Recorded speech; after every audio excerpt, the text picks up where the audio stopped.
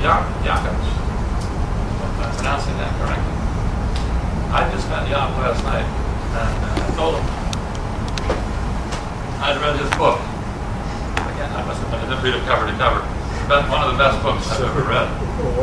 What I really liked about it was the bibliography as well. This guy is detailed, and among other things. And Jaap, I think, reminded me that this project, the way it's going to really roll out, is it has to be historically accurate and can be defended from anybody who raises a question.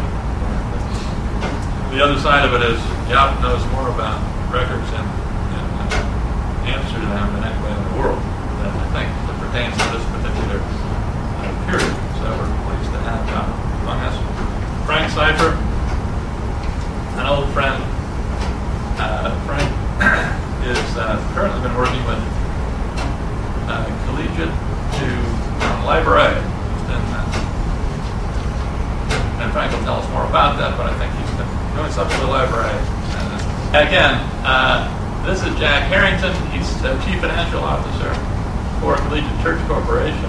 Been heavily involved in this project from day one. Jim Philbin has been helping us package all of these proposals, sending them to Lower Manhattan Development Corporation. Toya could help us figure out how to do that. I think she's going to tell us today what she's found. It's going to be very, very exciting. Jeroen Vandenherk is a recent PhD from the University of Delaware. I met Jeroen at 5 Dutch Days a year and a half or so ago, shared by Chris Moore. He knows more about Dutch houses than most people would want to know, but ready.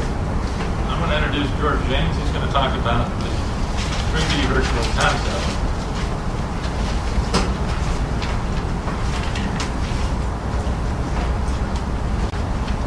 Thanks, Marty. I am not a historian, unlike most people who are in this room. I'm with the Environmental Simulation Center, so why are we here?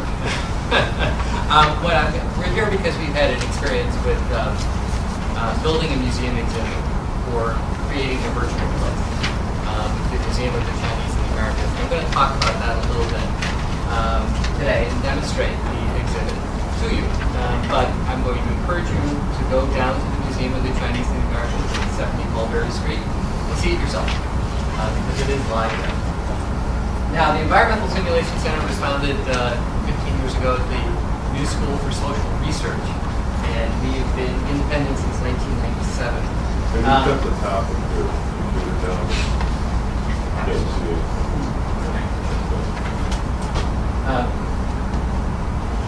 Now, when we started with the idea that we could use technologies to help improve the planning and design process. And I like showing this one because it's an old one, and that's a hand in a physical model, which used to have a gantry going down and filming what this area may look like in the future. That was the technology that was soon abandoned for digital technologies. In 1993 and 1994, we built the first 3D geographic information system, using Lower Manhattan as an example. It's floor-by-floor information showing use, vacancy, it was queryable by any record you like. And then we developed a piece of software called Community Viz, which is now used widely in planning applications, right? Link 3D, 2D, and impact assessment all in a single unified environment. So the idea here is to try to put all the information together into the theme is to put all the information together into a unified environment so you can use them all in decision making. Since we've developed Community Viz, we've been more involved in applications, applying these tools to Lower Manhattan and the World Trade Center Center planning. Putting Street South Urban Design Plan. And then, as planners, we're trained to be forward-looking. This is a view of what Lower Manhattan skyline may look like in the future. And create a vision of what may be. But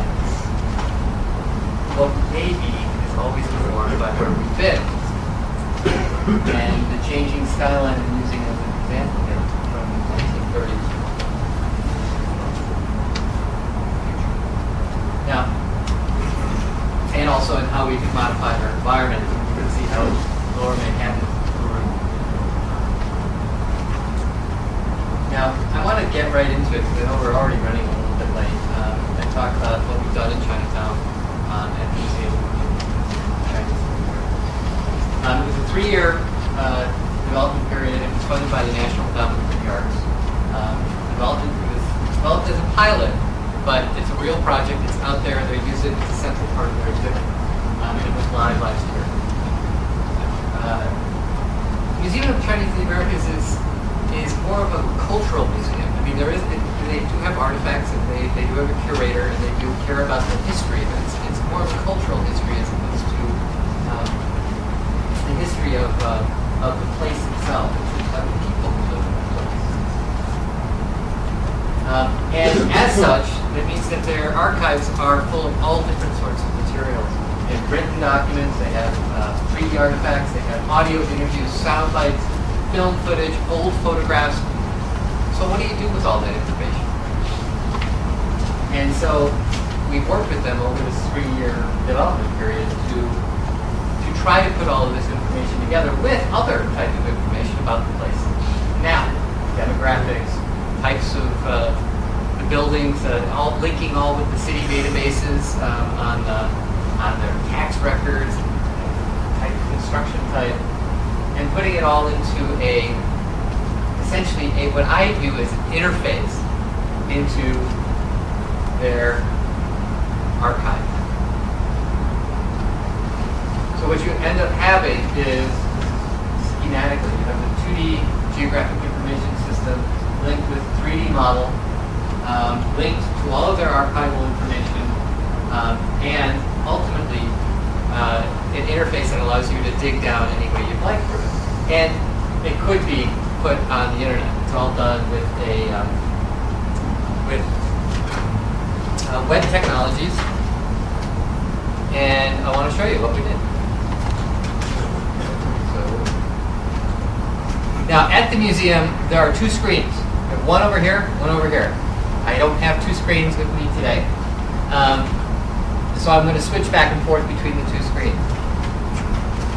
What you have here is a 3D on this side, going up Mott Street.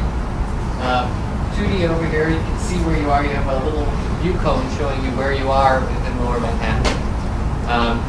When you interact with it, it's not a movie, right? You move around and you say, oh, I want to look at this building over here. You go look at that building over there. If you want to get off this path, you can get off this path and go explore. That's the difference between animation and real-time simulation, is that you can stop this and you can get off your path and you can go any way you want. And you can explore it in any kind of manner you want. Of course, you can. We put a couple of these in here just for fun. You can follow through this way. But the 3D part here is mostly for allowing people to interact with the environment any way that they want to. And this is just the old Chinatown right now. That's the historic part of Chinatown that they really wanted to focus at. Now, what I want to do is show you really the more interesting part, I think, is the Church of the Transfiguration, which is an important part of old Chinatown. You can key in multimedia on this side, but again, I think the more interesting part is looking over at the interface with the archives. Now,